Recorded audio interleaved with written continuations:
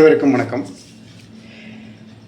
இப்போது அமெரிக்க அதிபர் Trump India மேலே 50% வரி விதிச்சிருக்காரு. இது பழைய நியூஸ்.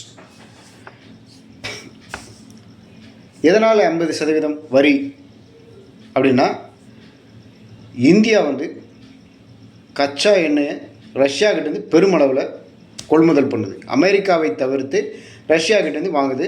இதனால் ரஷ்யாவுக்கும் உக்ரைனுக்கும் போர் இடைவிடாமல் நடக்குது. ரஷ்யா அந்த போரை நடத்துறதுக்கு பெரும் பணம் இந்தியா கச்சா எண்ணெய் வாங்குறதுனால ரஷ்யாவுக்கு கிடைக்குது. இதுதான் ரஷ்யாவும் அந்த போரை நிறுத்துறதுக்கு, நம்ம எவ்வளோ சொல்லியும் போரை நிறுத்துறதுக்கு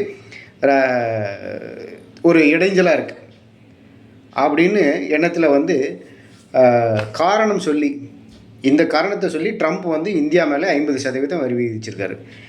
இந்தியா மேலே மட்டும் இல்லாமல் நிறைய நாடுகள் மேலே, கிட்டத்தட்ட 50 நாடுகளுக்கு மேலே அமெரிக்கா அதிபர் ட்ரம்ப் வரியை கூட்டியிருக்காரு. இறக்குமதி வரியை ஜாஸ்தி பண்ணியிருக்காரு.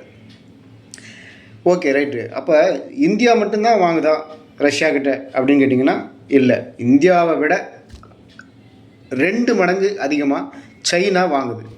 ரஷ்யா கிட்ட கச்சா எண்ணெய் இறக்குமதி பண்ணுது.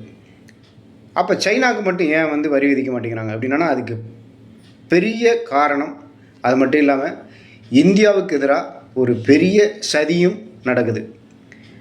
அதை தான் இந்த வீடியோவில் நான் சொல்ல போகிறேன். இதை கேட்டிங்கன்னா உங்களுக்கே ஆச்சரியமாக இருக்கும், இப்படிலாம் வர இருக்குமா அப்படின்னு சொல்லிட்டு.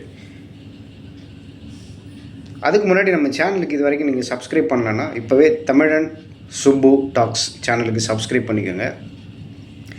இப்போது இந்தியாவுக்கு 50% வரி விதித்த அமெரிக்க அதிபர் ட்ரம்ப் சைனாவுக்கு மட்டும் ஏன் அந்த வரி விதிக்கலை, சைனாவுக்கும் விதிக்க போகிறேன்னு சொல்கிறார். ஏன்னு கேட்டால் எல்லாருக்குமே ஒரு சந்தேகம் வரும். இவ்வளவு இந்தியா நெருங்கிய நட்பு நாடுன்னு சொன்ன இந்தியாவுக்கு 50% வரி வச்சிருக்காரு. ட்ரம்ப்புக்கும் மோடிக்கும் அவ்வளவு ஒரு நெருக்கம் இருக்குது. அப்படி இருக்கும்போது இந்தியாவுக்கு எதிராக எப்படி ட்ரம்ப் 50% வரி விதித்தார், சைனாவுக்கு ஏன் விதிக்கலை? சைனாவுக்கு அந்த வரி விதிப்புங்கிறத 90 நாட்கள் தள்ளி வச்சுருக்காரு.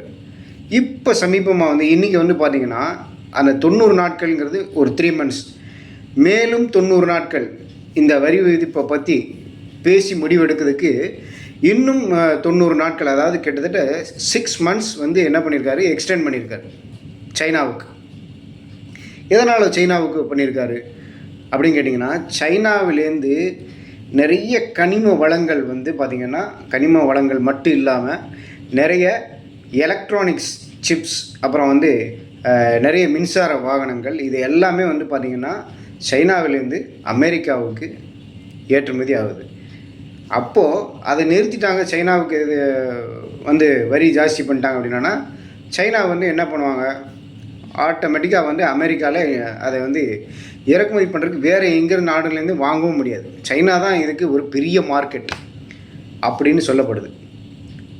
ஆனால் ஒரு முக்கியமான காரணம் என்னவாக இருக்கும் அப்படின்னு உலக நாடுகள்லேருந்து அமெரிக்காவில் இருக்கக்கூடிய அரசியல்வாதிகள் வரைக்கும், அமெரிக்க முன்னாள் அதிகாரிகள், முன்னாள் ஓய்வு பெற்ற தேசிய பாதுகாப்பு ஆலோசகர்லேருந்து அங்கே இருக்கக்கூடிய ஓய்வு பெற்ற அரசு அதிகாரிகள்லேருந்து எல்லாருமே சந்தேகப்படக்கூடிய ஒரு விஷயம் என்னன்னு கேட்டிங்கன்னா, ட்ரம்ப் அதிபராக வர்றதுக்கு சைனாவுடைய சப்போர்ட்டு, சைனா பின்புலமாக அதுக்கு இயங்கி இருக்குமோ அப்படின்னு நிறைய பேர் இப்போ சந்தேகப்படுறாங்க.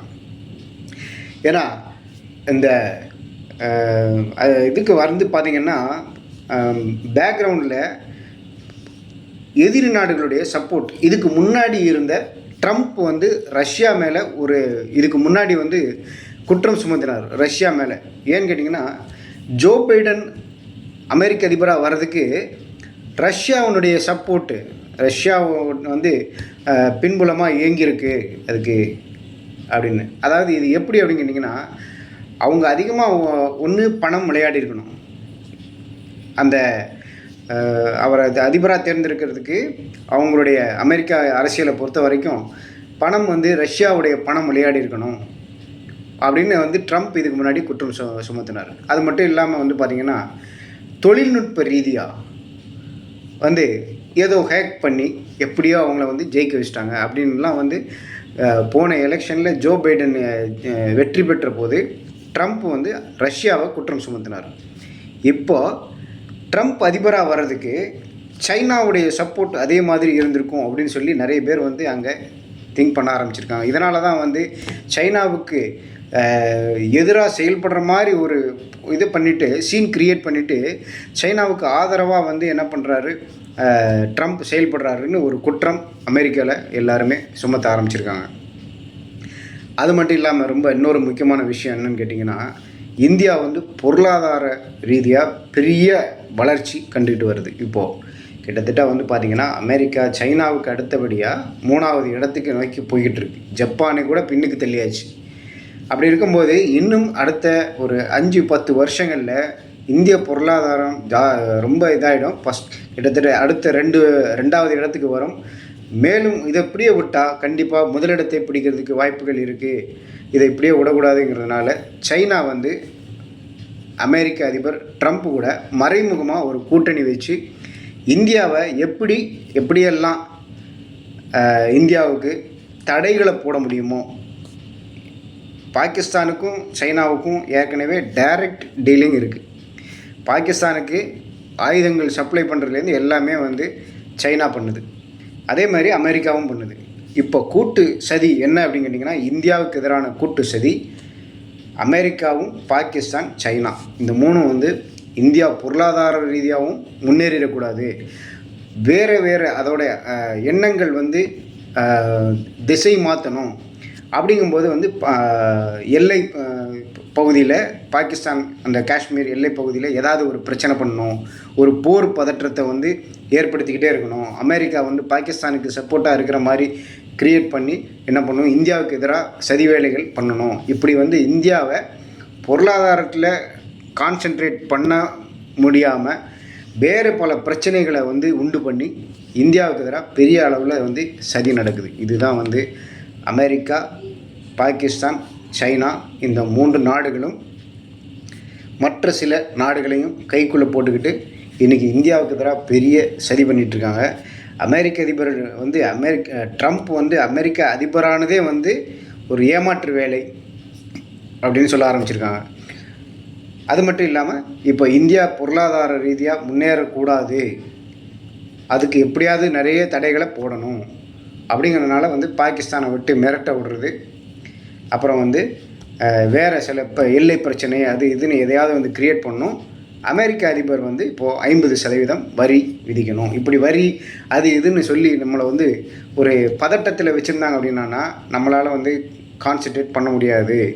இப்படிங்கிறதுனால என்ன பண்ணுறாங்க, அமெரிக்கா, சைனா, பாகிஸ்தான் இன்னும் சில நாடுகளை கூட்டு சேர்த்துக்கிட்டு இந்தியாவுக்கு எதிராக பெரிய சதி பண்ணுறாங்க. இதுதான் வந்து இன்றைக்கி நடக்குது. இது வந்து பார்த்திங்கன்னா சைனாவுக்கு அமெரிக்க அதிபர் ட்ரம்ப் வந்து வரி விதிக்காமல் இந்த காலம் தாழ்த்துற விஷயத்தை பார்த்தாங்கனாலே வந்து நிறைய இதில் வந்து நமக்கு வெளியே வர ஆரம்பிக்கும்.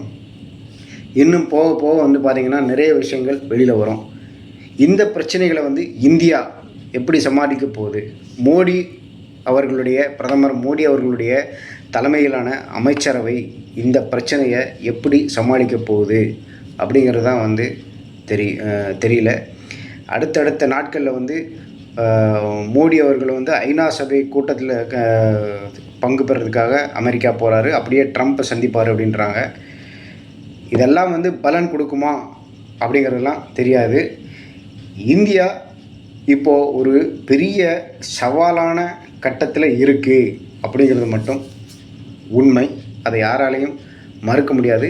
இந்த சவால் கட்டத்திலேருந்து எப்படி வெளியில் வந்து வெற்றிகரமாக இதை முறியடித்து அமெரிக்காவுடைய சைனாவுடைய இந்த பாகிஸ்தானுடைய சதிகளை வந்து எப்படி முறியடித்து இந்தியா எப்படி இதிலேருந்து மீண்டு வெளியில் வரும் அப்படிங்கிறது காலத்தின் இதில் தான் இருக்குது. நன்றி. மீண்டும் அடுத்த ஒரு பதிவில் சந்திக்கிறேன். நன்றி. ஜெய்ஹிந்த்.